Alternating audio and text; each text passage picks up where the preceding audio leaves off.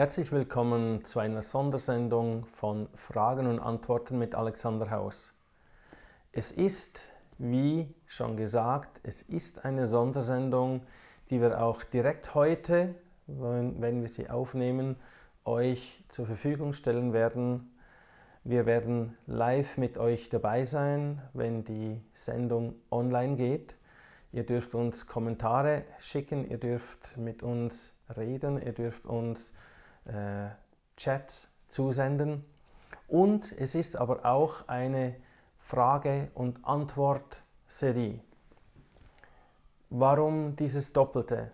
Es geht um das Thema, was zurzeit viele Menschen hier in Europa, im deutsch sprechenden Europa, aber auch anderswo Menschen beschäftigt, das Coronavirus, die Epidemie mit diesem Virus, was uns viel Angst bereitet. Das Coronavirus ist das aktuell bestimmende Thema. In China ausgebrochen, mittlerweile in Europa angekommen, macht es uns Menschen viel Angst. Wir kaufen die Läden leer, wir verbreiten Panik, genau das, was wir eigentlich nicht tun sollten, sagen uns die Behörden, die Gesundheitsämter und auch Fachleute. Ich möchte euch heute auf viele Fragen, die von euch gekommen sind, fragen: Muss ich Angst haben? Wie lange werde ich noch leben? Was ist von diesem Coronavirus-Hype, von dieser Angstmacherei von Seiten der Behörde zu halten? Was ist zu halten von Grenzschließung, von Notstand ausrufen und so weiter? Ich habe mich mit unterschiedlichen Medizinern unterhalten und was das Virus selbst betrifft, ist das natürlich eine Sache der Spezialisten, der Ärzte, der Virologen, der Immunologen und wie sie alle heißen. Doch in den meisten Fällen ist dieses Virus nicht gefährlich. Dennoch ist es ratsam, achtsam zu sein und die Anordnungen der Behörden auch zu befolgen. Das Allerwichtigste ist wie immer, wie Sie bestimmt schon sehr oft gehört haben, die Hände regelmäßig zu waschen. Sie brauchen keine Desinfektionsmittel, Sie brauchen einfach ganz normale Seife. Waschen Sie Ihre Hände regelmäßig, dann laugen Sie auch nicht aus, was bei Desinfektionsmitteln auch der Fall sein kann. Was gibt es für Positionen, die nicht medizinisch sind? Welche Positionen gibt es in den Bereichen, die Sie ja schon kennen, von Fragen und Antworten mit Alexander Haus, aus den Bereichen der Theologie, der christlichen Theologie, der Bibel? Was gibt es für Positionen aus der Psychologie und auch aus der Pädagogik, aus der Erziehungswissenschaft? Wie sollen sich Menschen verhalten? Wie können sich Menschen verhalten? Zum Ersten, in der Theologie respektive in der christlichen Bibel heißt es: Sorgt euch um nichts, sondern in allen Dingen lasst eure Bitten im Gebet und mit Flehen und Danksagung vor Gott kund werden.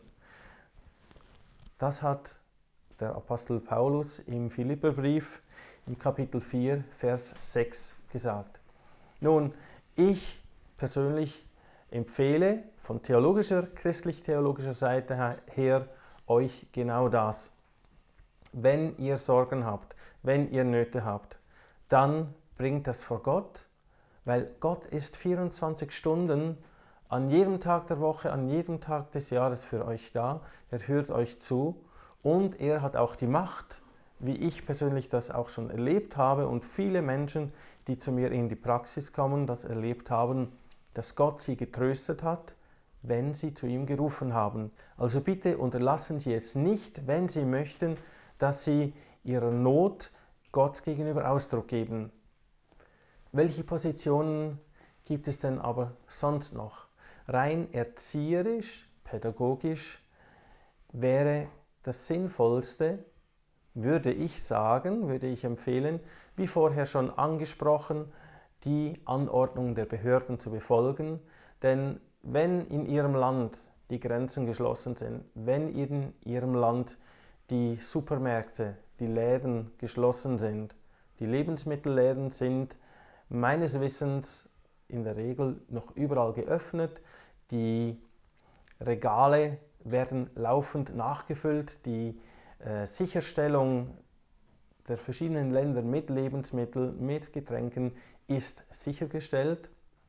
Also versuchen Sie, möglichst ruhig zu bleiben, keine Panik zu verbreiten, denn ich habe selbst gemerkt, als ich in den Supermarkt gegangen bin, ich habe Leute gesehen mit hochgefüllten Einkaufswägen und habe wie gemerkt, dass mein Herz wie,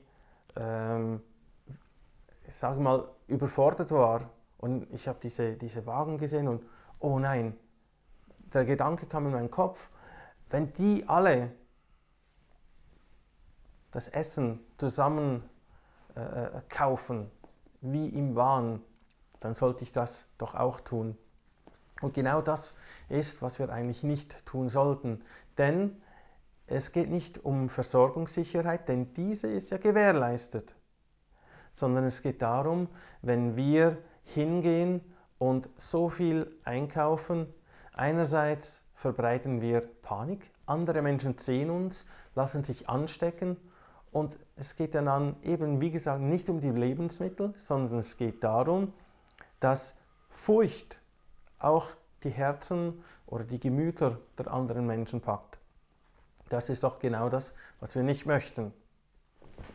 Nehmen Sie sich doch vielleicht einen Moment Zeit, wenn Sie vielleicht zu Hause sein müssen, von Ihrem Arbeitgeber aus Homeoffice betreiben. Nehmen Sie sich Zeit, neue Dinge kennenzulernen. Vielleicht ist die Anordnung Ihrer Behörden, das Haus nicht zu verlassen. Es gibt so viele Dinge, wie zum Beispiel dieses Video, was Sie aus dem Internet herunterladen können. Aber machen Sie auch andere Dinge. Nehmen Sie vielleicht mal wieder ein Buch vor und denken Sie an diese Dinge, wo Sie vielleicht schon oft gesagt haben, wenn ich nur Zeit hätte, mal irgendwas zu tun. Was auch immer das ist. Natürlich, wenn das jetzt Ihre Reisefreuden betrifft, das geht nicht. Aber denken Sie an die Dinge, die Sie schon lange machen wollten oder schon immer mal machen wollten, wenn Sie dann mal wirklich genügend Zeit haben zu Hause. Vertiefen Sie sich in ein Thema, das Sie interessiert. Das nennen wir in der Psychologie Fokuslenkung. Nehmen Sie Ihren Blick weg von dieser allgegenwärtigen Krise, dieser Angst. Es kann Angst machen, ja. Und lenken Sie Ihren Fokus irgendwo anders hin, auf irgendetwas, was Sie interessiert, was Ihnen gefällt, was Ihnen Spaß macht, auf Humor. Tauschen Sie Erfahrungen aus mit anderen. Vielleicht wieder der Fall, Sie müssen zu Hause bleiben, aber Sie haben die Möglichkeit, telefonieren Sie mal wieder. Schreiben Sie Ihren Lieben einen Brief oder benutzen Sie die ganz aktuellen, modernen Möglichkeiten von Telefon, von WhatsApp, von Skype oder wie sie alle heißen und kommunizieren Sie miteinander. Nun, einerseits ist es bekannt aus der Psychologie, andererseits hat aber auch im theologischen Bereich schon vor rund 2000 Jahren Jesus Christus davon gesprochen, habt keine Angst. Nun, das ist so einfach gesagt, rationell. Die Gefühle abstellen, Angst weg. Nein, Jesus Christus hat gesagt, er kennt die Angst, die in dieser Welt ist. Er hat sie damals auch erlebt und er hat die Welt überwunden. Nun, was soll uns das jetzt sagen? Jesus hat damals gelebt, wir leben heute. Wir haben heute Angst, er hatte damals Angst. Aber es gibt noch mehr. Es gibt nicht nur die Angst, sondern es gibt die Hoffnung. Die Hoffnung auf Zukunft, denn dieses Virus wird eines Tages wieder weg sein. Es wird etwas Neues wiederkommen. Also fokussieren Sie sich doch auch auf Dinge, ja, was kommt denn noch? Was will ich noch? Sei es, was will ich beruflich erreichen, sei es sogar Urlaub zu planen, für dann, wenn es wieder möglich ist, weiter wegzureisen. Oder planen Sie Ihren Urlaub jetzt hier in Ihrer Region und besuchen Sie dort eine Gegend. Aber auf der anderen Seite gibt es auch den Ausdruck, haben Sie bestimmt auch schon gehört, wenn Sie jetzt Angst haben, sei es vor dem Virus, sei es vor irgendeiner Krankheit, sei es aber auch vor irgendeinem Autounfall zum Beispiel, dann bringt Ihnen diese Angst nicht so viel. Denn wenn es passieren muss, wenn es dann schlussendlich passiert, dass Sie einen Unfall haben, dass der Virus Sie infiziert, dann wird das der Fall sein, ob Sie nun Angst haben oder nicht. Also seien Sie doch zuversichtlich, fokussieren Sie auf die spannenden Dinge, auf die schönen Dinge und schalten Sie zwischendurch doch auch mal die Nachrichten weg, denn es passiert, was passiert. Und die normale Grippe, die Influenza, die wir die ganze Zeit, jedes Jahr mehrmals haben, ist viel invasiver, habe ich mir sagen lassen, als die momentane Epidemie. Nun wünsche ich Ihnen alles Gute, bleiben Sie sicher, bleiben Sie gesund, haben Sie Hoffnung, schreiben Sie Leute, rufen Sie Menschen an, tauschen Sie sich aus, rufen Sie zu Gott, wenn das ein Zugang ist, der Ihnen gegeben ist. Ich wünsche Ihnen alles Gute, bis zum nächsten Mal, Ihr Alexander Haus.